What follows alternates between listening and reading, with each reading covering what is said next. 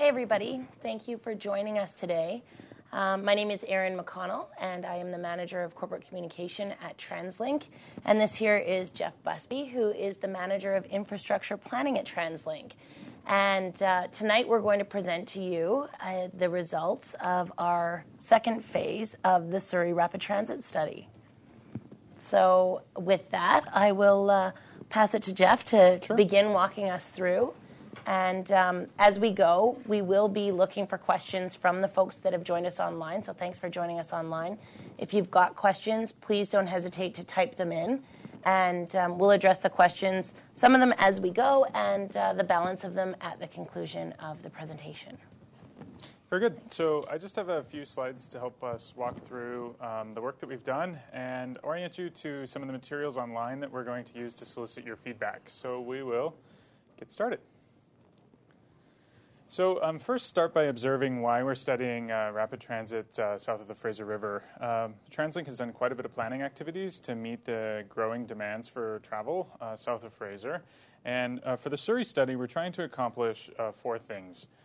First, we're trying to meet the growing demand for transit trips, help encourage more people to take transit, and help shape future travel demand, largely through the support of regional and municipal plans for growth. We want growth south of the Fraser River to be more oriented towards transit and less towards the automobile. We're also interested through our investments in stimulating economic development and competitiveness, as well as helping TransLink and other levels of government achieve their really ambitious goals. One critical goal that's driving this work is the need to have more than 50% of our trips by transit in the year 2040. So this is a study which we began last year. We've been doing quite a bit of work. We were out for consultation once in the past to confirm that we had the right objectives for rapid transit and also to identify those alternatives that we wanted to learn more about. So we've actually done most of that work. We'd like to check in this evening and through our consultation process to make sure that we're headed in the right direction. The idea is to identify a preferred alternative for the study area in our final study phase. So we were last out in consultation last year in the fall. That included our first ever webinar, as well as community workshops with some strong participation. Generally, we had strong agreement with having identified the right project objectives and the right range of alternatives to start more detailed design and evaluation. And I'll walk you through some of the design and evaluation work that we've completed to date. So the scope of our study is to look at which rapid transit technologies and corridors make the most sense for south of Fraser. And we're investigating three different transit technologies. Bus rapid transit, those are buses that have most of the features of a rail system, including high-capacity vehicles, their own lanes, lots of amenities at stations. Light rail transit, trains that operate at the surface level, including priority, their own lanes for travel, and rail rapid transit, which in this region is known as SkyTrain. We, in our first phase of work, identified a range of corridors and technology combinations that we thought made sense for doing more detailed study. And we've summarized here the 10 alternatives. And the information, more detailed information on the web is available by clicking on the individual alternatives themselves. So there are a variety of corridors, technologies, and extents of corridors that combine to form the 10 alternatives. I'll just draw your attention to our 10th alternative, which is the best bus alternative. And that is not a rapid transit alternative, but attempts to answer the questions, what can we do through increases to bus service above and beyond our planned increases to try to address some of the study objectives. It's sort of a useful point of comparison for the other rapid transit alternatives. We did two major activities in the most recent phase of work. The first activity was to design at a conceptual level each of these 10 alternatives. And the study team had to make a number of design assumptions that we'd like to test with you tonight. So First, we're asking questions about whether or not we've identified the right number and location of stations. We've made some assumptions about whether or not the alternative operates at the street level, above or below, for those options that run on the street where they're positioned, and quite a bit of changes to the street to accommodate rapid transit. So we'll be having a discussion this evening, and there's a lot of material on the web to walk through the design assumptions we've made. We want to really confirm that those are right before we finalize our work. We've also done an evaluation of the alternatives based on the designs, and we've considered 7 accounts, which I'll explain in more detail, and a variety of criteria amongst each account. So the questions we're interested in this evening are, have we captured sort of the right range of evaluation for that work? And I guess if I can jump in there, Jeff, it's not that we're looking for the folks that are joining us online or that will be joining us in the sessions in the next few weeks to pick a favorite per se. It's more that we're looking for feedback on the work that you and the team have done to date. That's right. So the purpose of this study is to try to illustrate the trade-offs amongst rapid transit alternatives, given that there's a variety of different opinions around what's the appropriate solution. Our work is to show those trade-offs, and so we want to make sure that we've made the right design assumptions and done the appropriate evaluation. We don't have enough work finalized in order to select favorites at this stage. Right. So I'm just going to walk you through some of the resources we have available on the web to learn more about the options. So the first section of the web on the study is devoted to the alternative designs. This provides an overview of the different rapid transit corridors, including denoting where the stations are located. Also would indicate that we've, in addition to the rapid transit alternatives, shown the frequent buses and local community buses that would be serving rapid transit. So the frequent buses that are expected in the future are shown in red, and the community serving local buses in gray. So the input that we need this evening is around both our design assumptions and our evaluation assumptions. And so we're seeking your input on whether or not we've made the right design assumptions, if there are tweaks that you could recommend, and as I mentioned on the evaluation, whether or not the range of the evaluation is complete. So we'll come back to those this evening to make sure that we're answering those questions. To help you answer some of the questions about design assumptions, we've included a section of the website devoted to trade-offs. So there's a variety of those, including the trade-offs that might be involved in adding or removing stations, perhaps moving them around. There are some trade-offs around the different alignments for technologies. And in this sense, we mean the assumption about whether or not rapid transit runs at the street level, above or below. There are obviously trade-offs involved in changing those, and so we're interested in your input.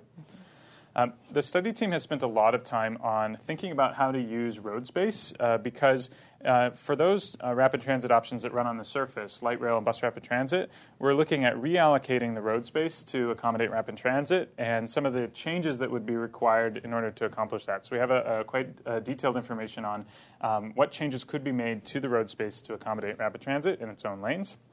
And it also means providing priority to rapid transit at intersections. So where today you might be able to cross minor streets or driveways, make left turns into driveways, many of those would be changed to accommodate rapid transit, and we want to gauge the level of acceptance with some of those changes. So that walks through primarily the design work. Maybe it's best at this point to pause and take a few questions on design assumptions. Sure, absolutely. We've got a couple of questions so far. One, it jumps right into what the alternatives are, and we've got a question from Joseph who is interested in knowing what about an alternative that would involve rail rapid transit to Langley and bus rapid transit, light rapid transit to Newton? So the combination of alternatives we looked at in the first phase, and they were the combinations that we thought made sense. And in general, we concentrated the alternatives with the highest capacity in the corridors that seemed to have the most demand. And so that's where we resulted in the alternatives combinations that we developed. Joseph's right to point out that we did not look at combining light rail transit and SkyTrain, and that's something that if it seems that we're missing, we could continue to to look at as the study progresses. Okay. Is there anything in the other evaluations that we've got, or the alternatives rather, that does come a little bit closer to what Joseph's looking for? Well, there is a rapid transit alternative that combines SkyTrain with bus rapid transit, and light rail would be an advantage in that case if the bus rapid transit on the two corridors seem to have trouble with capacity. And so that's something we can test as we do more work on the study, whether or not we think there are going to be capacity problems that could be addressed with light rail. Okay. And another question, we're wondering if, this question is from Deb, have you considered green timbers forest in the assumptions and evaluation? We have. I'm actually going to pull up a slide that might help me talk about that. For those of you who are not familiar, green timbers is a really sensitive environmental, recreational asset for the community. And what we've done is we have a variety of alternatives that would go through green timbers on the Fraser Highway. What we've done is try to design each of those alternatives with a lot of sensitivities to the ecological resources and the recreational uses in green timbers. And for all of our rapid transit options, we're proposing to accommodate them within the right-of-way that's planned for green timbers. Separate from this study, the city has done some work to look at widening to 4 lanes through green timbers, and all of our rapid transit options would fit within the 4 lanes. What you see illustrated here is what it would take in order to accommodate bus rapid transit, light rail, or SkyTrain through green timbers. And in the case of bus rapid transit and light rail, where in most of the corridors we've studied, we want to give them their own lane. In order to minimize the impacts on green timbers, we're proposing that those two technologies actually share space with other vehicles. And so in the sequences of images across the bottom of the slide, you can see how that might work. Giving a special advanced signal to the rapid transit as it enters the park to provide the type of priority that we're looking for rapid transit, and then the remaining traffic following it so that transit has priority going through this section. This works particularly well in green timbers because there's really very limited places for automobiles to enter the park other than at the intersections where the transit would have priority. Okay, good. That's a really thorough discussion. So we've got one more question before we'll move on to the next stage. Question about traffic and local traffic consequences. Have the local traffic consequences to 104th Avenue and various local traffic movements around there been considered when the design looks at narrowing the corridor to 2 lanes in particular? Okay. So the first thing to point out is that we have a variety of conditions along the corridor, so I'm just going to use this to illustrate it. In most of Surrey, there are plans to either maintain the existing number of general purpose lanes or actually widen the roads to accommodate rapid transit. That's because Surrey's a really rapidly growing community, and there are already existing plans to widen the roadways, or where the roadways have been widened, there's been room provided with the expectation that transit would be introduced at some point in the future. That exists on King George Boulevard and Fraser Highway. Where it doesn't exist is on 104, and there's a really important link that we need to make with our rapid transit options, which is between Surrey Centre and Guildford. And so on 104, because widening the road would have too many impacts on adjacent properties, we've proposed actually converting a lane of traffic, which today is 4 lanes of traffic, to 2 lanes of traffic and 2 lanes of rapid transit. So to answer the question directly, we have included in our transportation models that reduction in roadway capacity, and we've taken a look at what impact that has on auto traffic. There are some impacts. Travel times in that corridor will get longer for those people who are using automobiles, although the people moving capacity of the corridor is improved because the rapid transit is in place. And that's something that would require much more detailed study and design if that particular corridor was selected for rapid transit to understand exactly how that would work and what changes would be made. An example of some changes that could make that easier would be adding connections north and south to road links that aren't there, or perhaps widening roads on either side to provide enough people moving capacity sort of in that east-west direction. So I think it's quite astute that the questioner has wondered what's going to happen on 104, and that's because that corridor in particular is proposed for changes. The other place that might need changes is south of Newton, as the rapid transit goes to South Surrey, White Rock. There are sections of 152nd Street, again, where it's too narrow, and so we're proposing changing from a 4-lane street to 2 lanes with 2 lanes for rapid transit. Great. And you mentioned the time that it would take to travel through the area. This person had also wondered about local traffic, so I'm assuming trying to get into the adjacent neighborhoods surrounding. Is there any priority signaling that could possibly be looked at as we go forward to make that easier for people? So in terms of what rapid transit would function like, it's in the middle of the street, and at intersections today where there are traffic signals and left turn bays to allow you to make turns, those intersections would allow you to continue to make that in the future while accommodating rapid transit.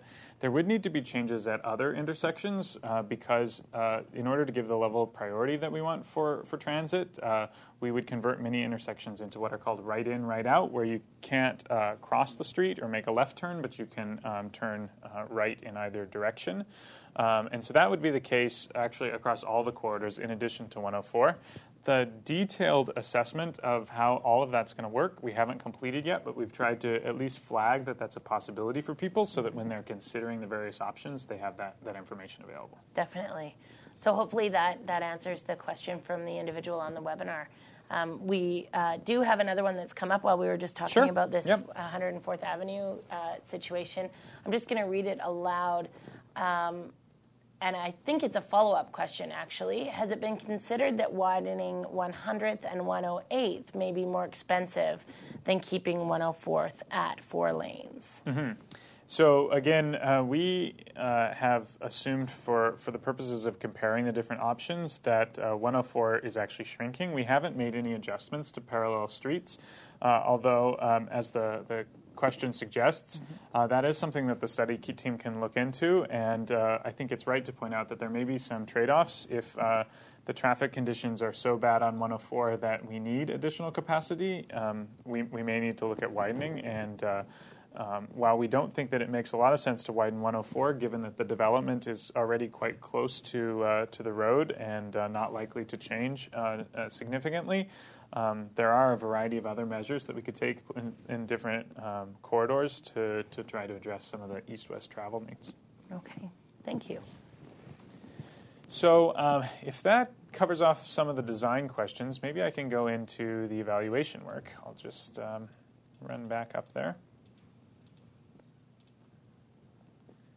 And so I mentioned earlier that we've done an evaluation of the rapid transit alternatives across a range of accounts. It's called a multiple account evaluation, which is a bit of a mouthful, but essentially what it does is tries to look at the performance of rapid transit across really important categories. So the categories are listed on this slide, ranging from economic development down through deliverability. And in each category, we've considered a variety of measures, and so we've tried to highlight the specific measures that we looked at in detail on this slide. So in the economic development account, for example, we assessed construction effects, tax revenue effects, and the impacts on goods movement. It's important for people who participate in the consultation to know that while we tried to quantify as many of these measures as possible, some of these are qualitative by their nature, and so the study team considered the likely impacts that the alternatives might have based on our best judgment. And what we're trying to illustrate here is a range of impacts that allows you to compare the different alternatives to each other. So that's the other important thing to keep in mind, is that this is a relative assessment, and I'll explain that in more detail as I show you how we summarize the results. So there's a section on the webpage devoted to the evaluation of rapid transit options, and it includes an overall descriptive summary of what we found, some of the key considerations that you should take into account, and it also highlights the summaries using a scoring system. So I'll explain the scoring system just briefly. Essentially what we're doing is we're comparing to what's called the business as usual case. And business as usual doesn't mean the same transit system we have today. It actually is looking into the future. If we continue to expand bus service, what will the transportation system look like? And then we try to assess whether or not the rapid transit option would be better or worse compared to that future business as usual scenario. So business as usual is indicated with a half-filled circle. Better is a full circle, and worse than business as usual is an empty circle. And you'll recall that this is a relative assessment, and so just because something has an empty circle doesn't mean it's bad. It just means that it's not doing as well as if we had continued with just expansion to bus service alone. Right. We've also tried to include these little icons across the top to help you recall both the technology and the extent of the technology. So that's a useful little guide because there are still 10 options for people to consider.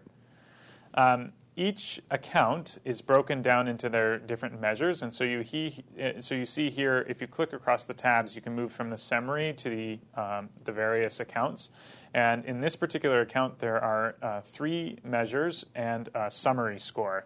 The other important thing to point out is that there isn't a weighting of the various measures or accounts. The study team has tried to do its best to show how the combination of all of the criteria results in differing effectiveness, but it wasn't sort of mathematically weighted in order to arrive at those summary scores. And we hope that the information provided here, as well as in the additional descriptive text, helps illustrate what the measures were that we were assessing. So maybe before we get into some of the conclusions, we could take just questions on the evaluation results, and then I can share just some of our thoughts about where we're headed moving forward. Sure, absolutely. We've got one question asking for you to explain the business as usual scenario. So you touched on it. Maybe you could just revisit it briefly. Sure. So we're trying to assess what rapid transit options make sense, not just today, but in the year 2040, when it's assumed that they'd be up and running and 1 million plus people would be living south of the Fraser River. And we know that we can't provide the same level of service today that would be provided in that future when there's 1 million people living. And so business as usual includes additions to bus service, improvements to facilities to accommodate that expanded bus service. Essentially, in rough numbers, it represents a doubling of bus service hours from the service we have today. So that means frequent bus service operating on many corridors, both north, south, and east, west, south of the Fraser River. And what we're trying to look at for the rapid transit study is above and beyond that expanded bus service, what's needed in order to really achieve some of the objectives that we described earlier around growth and ridership and mode share. Great. And again, that ridership and mode share is to try and reach our Transport 2040 goal of having more than 50% of the trips taken in the region be in a manner other than in a single occupant vehicle. Right. And so what that means is a combination of things. One is it means more transit service so that people can take advantage of the transit mode, expanded investments in walking and cycling. And then in the event that the cost of driving gets more expensive and more people are trying to avail themselves of transit, it's having enough capacity in order to meet the growing demands. And so that's where rapid transit is particularly important because it's the highest capacity transit mode that TransLink can offer. Great. So we've got another question, and just a reminder for folks that are joining us online, you can simply type your question in and we'll answer them as they come up. So Jeff, so far in the study, have we determined whether potential users will be primarily going to Surrey Central, or will they be connecting to destinations north of the Fraser? We've looked quite a bit at that, and certainly the trend over time has been that there's a shrinking number, a share of the people are actually traveling outside of the study area. Right now, about 60% of people for their work trip leave the south of Fraser, go to the Burrard Peninsula or east into Langley for work. And what we're showing is that will be a shrinking percentage. It will actually flip by the year 2040 so that 60% of people will be remaining within the study area as opposed to leaving. That said, the number of people traveling is also growing, and so there's still going to be a very strong market for people to take transit from Surrey Centre beyond into the Burrard Peninsula and elsewhere.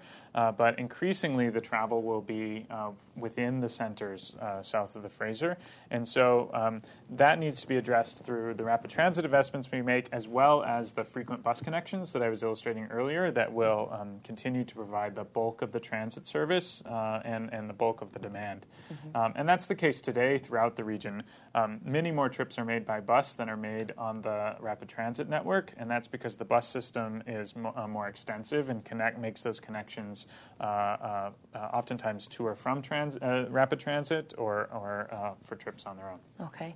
So hopefully that was helpful in answering the question. In essence, it's a mix of both that we're anticipating people will go north of the Fraser as well as stay within the overall Surrey region.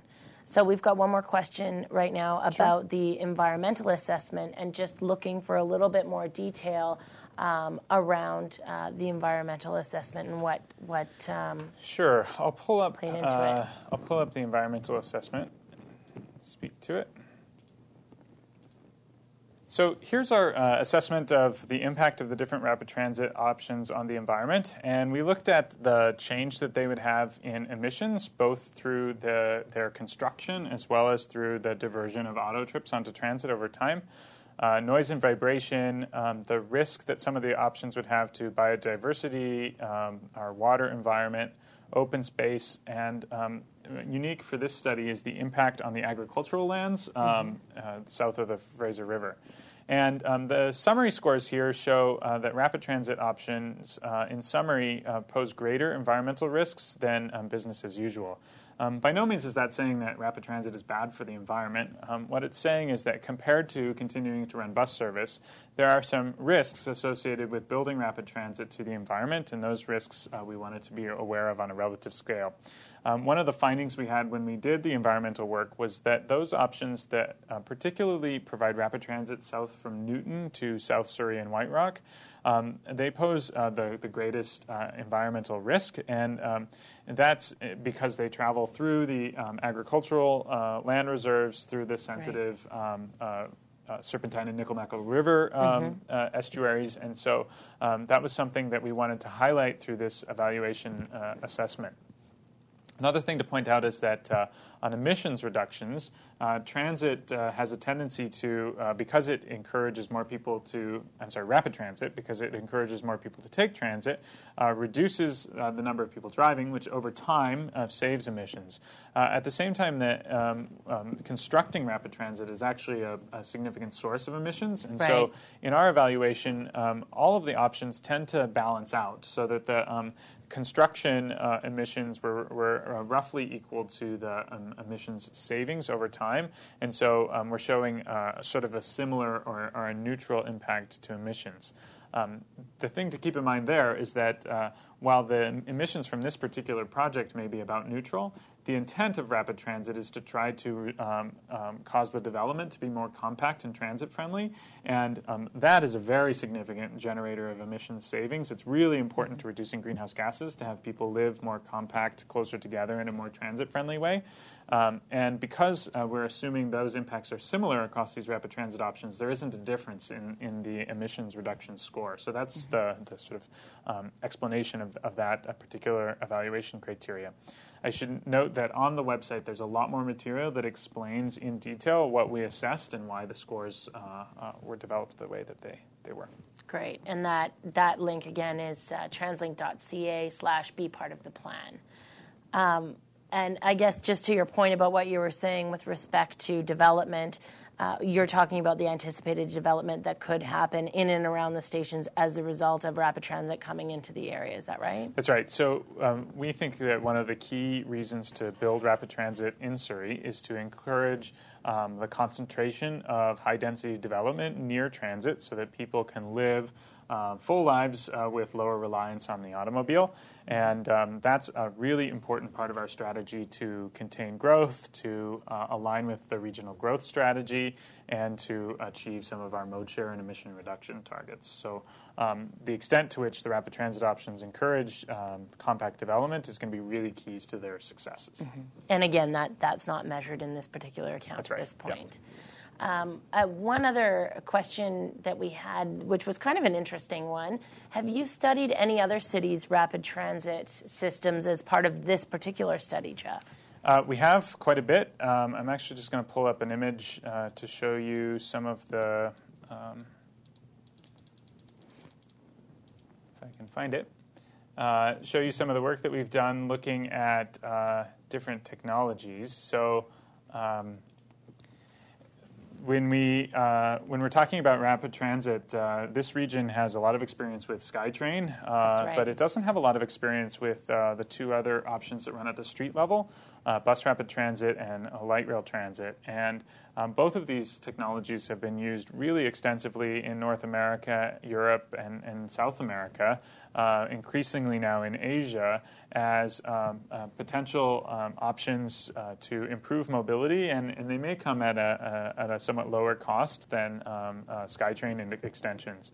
And so what we're showing here on this technology summary is an example up at the upper left of a bus rapid transit system that's running in the York region in Greater Toronto. Mm-hmm. And the light rail train we're showing is an example from Europe, where they've done really excellent things with very sort of stylish vehicles and very well integrated with the ground. So the image at the bottom showing a light rail station shows how well light rail can be integrated with the surrounding urban fabric. Mm-hmm. And that's something that's certainly been really perfected in European systems. And so we have international experts that are helping advise us on this study. And that's one of the things, the opportunities they've pointed us to is the ability to integrate these rapid transit options into the urban realm. Great. And actually that's a terrific segue into our next question, which is, how did we account for the community impacts as part of this study? Sure. Well, part of that is what we're out consulting on. We want to know your thoughts on how these rapid transit options would work in your neighborhood. We have done a bit of an evaluation, including looking at the impact of different rapid transit options on redevelopment and greater urban development, the potential impact of rapid transit on urban design. We've also included information on community and social cohesion, the extent to which the rapid transit options, as they come through neighborhoods, whether or not those changes would be positive or negative. And so there's lots of information about that in the evaluation summary. I wonder if maybe we could just flip to that slide quickly. So I'll start with the social and community slide. This looked at a host of issues that are important to this particular account, including operational safety, the safety of the rapid transit system itself, sense of personal security with the different options, community connectivity, which is what I was referring to earlier in terms of whether or not neighborhoods were divided by the rapid transit options, the low-income populations that would be served by rapid transit, and whether or not there was any risk to heritage or archaeological resources. And so generally, we see on operational safety that all of the rapid transit options are improving safety compared to continuing to run bus service with varying degrees of impact depending on how large the rapid transit option is.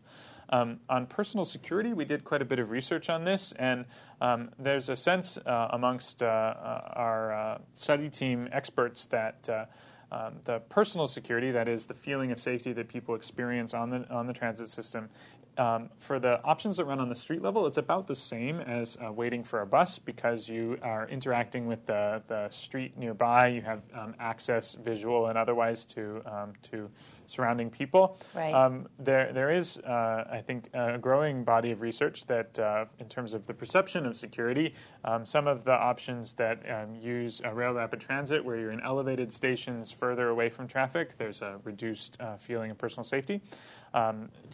Obviously, TransLink's really committed to personal security and safety and tries to take as many measures as possible. But in terms of being able to assess the differences. That's how we did our evaluation on that.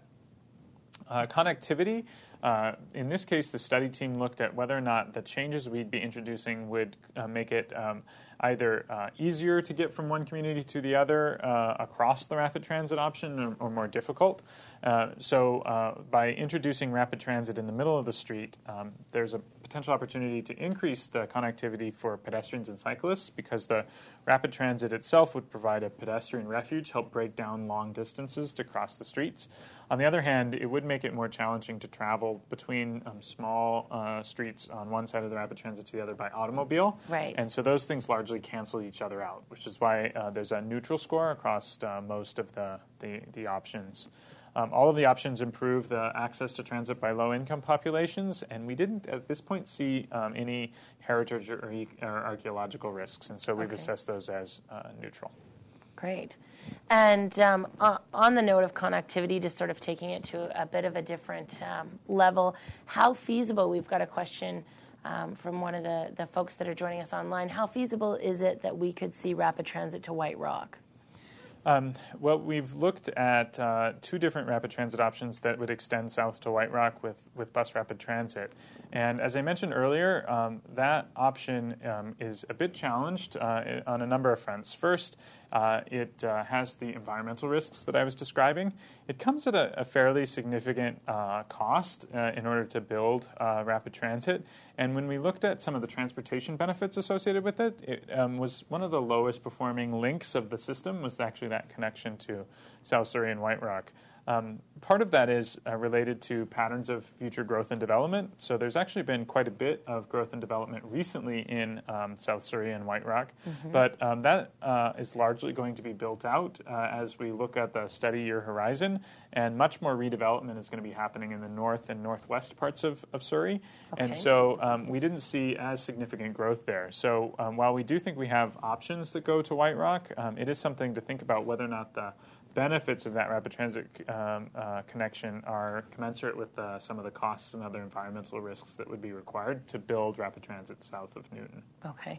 And again, I guess this is one of the elements that we're really looking for feedback on is that in the assumptions that you and the team have put together, are you guys on the right track and really heading in the correct direction? That's right. That includes all of the different alternatives, some of which include White Rock and some of which do not.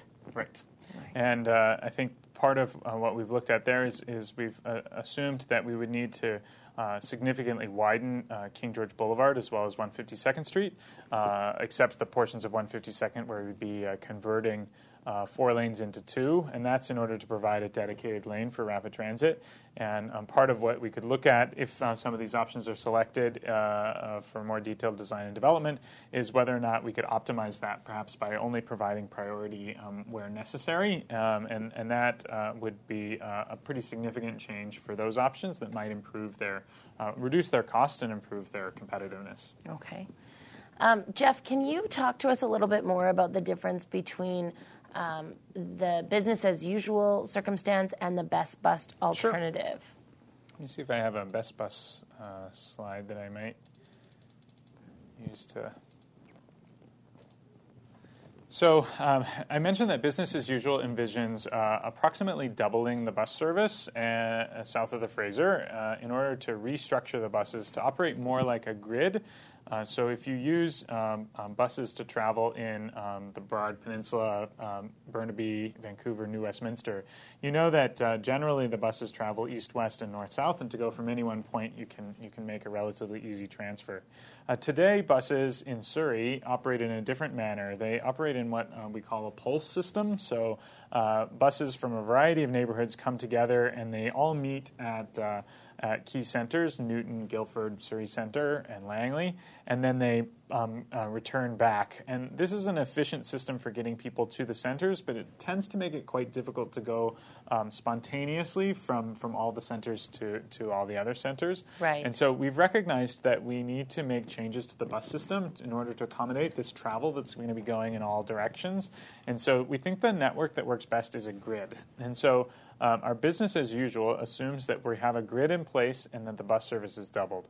What we tried to do with our best bus option is say, can we achieve some of the objectives we have for rapid transit through additional bus service above and beyond that frequent grid of bus service in the business as usual case? And so what the study team has looked at is illustrated on this slide, and it includes additional service on corridors which would otherwise have rapid transit, so beeline service connecting all of the centers, perhaps express bus services that only stop in a few locations in the centers, and increases in frequency on the parallel routes. And that's an attempt to look at whether or not we can generate many of the benefits associated with rapid transit through introductions of bus service at somewhat lower cost. Okay, great. And another question around corridors has, I'm sorry, actually we've got a question with respect to the Beeline buses. Sure. So has Best Bus with the combination of the Beeline bus been considered as a short-term improvement that we could look at before any sort of rapid transit is implemented in Surrey? Absolutely. So TransLink, as I mentioned, completed a study for expanded bus service and other transit service in 2007. It was called the South of Fraser Area Transit Plan. And part of that plan envisioned rolling out increased frequency of service. We've actually managed to make a lot of those investments. Up until 2009, we've expanded bus service by 35% south of the Fraser River. We had hopes to institute a beeline service on King George Boulevard and on 104. And we had to put those plans on hold in 2009 when the financial crisis hit and our financial circumstances deteriorated. Right now, we don't have sufficient resources to expand our transit system. We're not really expanding anywhere. But one of our early priorities when we identify additional resources is to bring that beeline service back in from Guildford, Surrey Centre, Newton, and some buses continuing to White Rock. And absolutely, that's an important early investment that we can make in order to start improving mobility, start encouraging people to locate near the Beeline stops, which would become eventual stations. That Beeline bus was included in a supplemental plan that we put forward last year for consideration by the Mayor's Council. Right. Unfortunately, the Mayor's Council declined to vote on that supplemental plan, but it is one of the really early investments that we'd be looking at making, sort of regardless of the outcome of this work. Right. Once our funding situation has been stabilized and positioned for a bit of growth. Right. Great. And sorry, back to the corridor question that I had alluded to before. Just wondering if whether Fraser Highway or King George Boulevard might be a better alternative. One may be better than the other with respect to looking at rapid transit. I'm just going to pull up the BRT1 alternative. This alternative actually is the greatest extent. So this is bus rapid transit connecting Guildford, Surrey Centre, Newton, White Rock, and then a line down through Fleetwood to Langley Centre. And if you look at this alternative, we're noticing some patterns as the study progressed. The first pattern was that Fraser Highway seemed to perform the strongest of any of the markets in terms of attracting high demand, and in fact, much more so than King George Boulevard and 104th. So the highest demand was on Fraser Highway, followed by King George Boulevard, followed by 104. The reason for that is multiple. First, there's very significant growth that's projected for Langley Centre and the neighborhood of Clayton, just north of Fraser Highway, as well as many people moving to Langley and the east. And Fraser Highway provides the fastest connection to Surrey Centre, which is a growing destination for transit trips, as well as to the connections to SkyTrain for travel outside the study area. And it does that just through the sort of fact of geometry. It's actually the only sort of diagonal route in the study area other than Highway 1. And so it's a useful shortcut for people who are making travel for long distances headed into Surrey Centre and then beyond into Vancouver. And it seemed to attract the most ridership. And so from a transportation perspective, that's the strongest performing corridor. That said, the connections on 104 and King George Boulevard according to our analysis in the urban development account, those were actually the corridors that did the best in terms of concentrating growth. And so there's a bit of a trade-off that's emerging in the various rapid transit options that we need to play out some more as we learn more about these options. One of the benefits of looking at the multiple account analysis, That's right? right? Multiple accounts. Excellent, excellent. Wondering, Jeff, of course, how does the Surrey Rapid Transit Study fit in priority-wise with respect to the Evergreen Line and the UBC line? And we're also hearing a lot about the gondola, too. Sure. So TransLink has a variety of studies underway for expansions to the system. As we just described, our funding doesn't allow us to expand, but we're trying to position ourselves for growth. To be clear, our first priority for investments is the Evergreen Line. That's been a long-standing commitment that the region has made that will be the next rapid transit investment, and work is underway really as we speak to identify a funding solution that's agreeable to the region's mayors and the provincial government in order to allow us to build the Evergreen Line. My study program at TransLink, I have a team of folks who are working on the Surrey study. We're working on a study in Broadway corridor to UBC, as well as other investments. We've got a major study underway to look at how to increase the capacity on the Expo line so that it can continue to grow and meet demands for travel, and connection between SkyTrain and SFU, the gondola project. All of those studies are really at the planning stage, and they're looking at what the region needs over the long term, and the decision about the timing and the level of investment for those projects will be made in future supplemental plans. And so this is really providing the information that will be necessary in order to make those investment decisions, really putting the facts in front of the decision makers so that they have a sense of what works best. And so there isn't a priority for investment after the Evergreen Line. That'll emerge through further work. Right. And that said, you and the team are really laying the groundwork so that those decisions are more easily made by the folks that should be making them when the time comes. That's right. Excellent.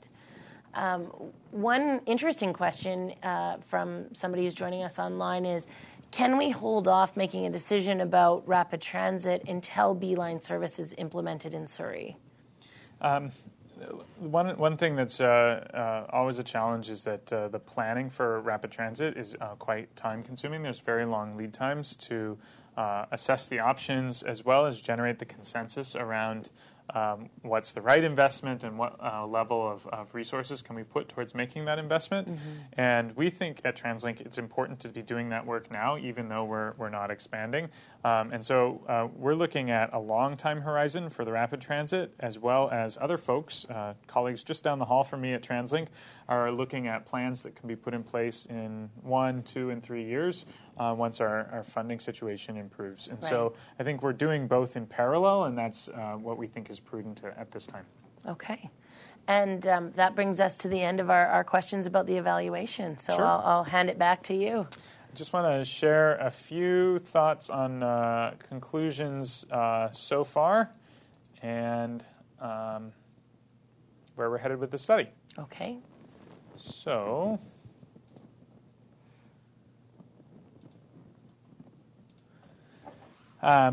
first of all, we are really committed to your feedback shaping the design of the rapid transit options. And so to the extent that we hear from our consultation process that we need to go back and refine some of our design assumptions, we're really committed to doing that work.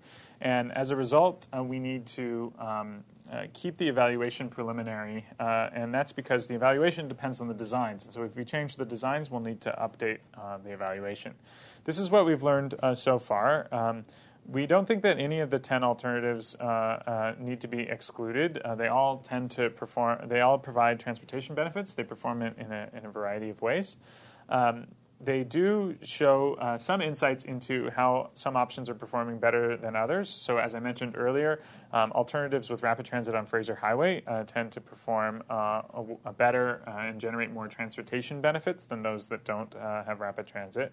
The link between Newton and White Rock has high costs, greater environmental risks, and limited increases in transportation benefits, and so there's trade-offs to be made there.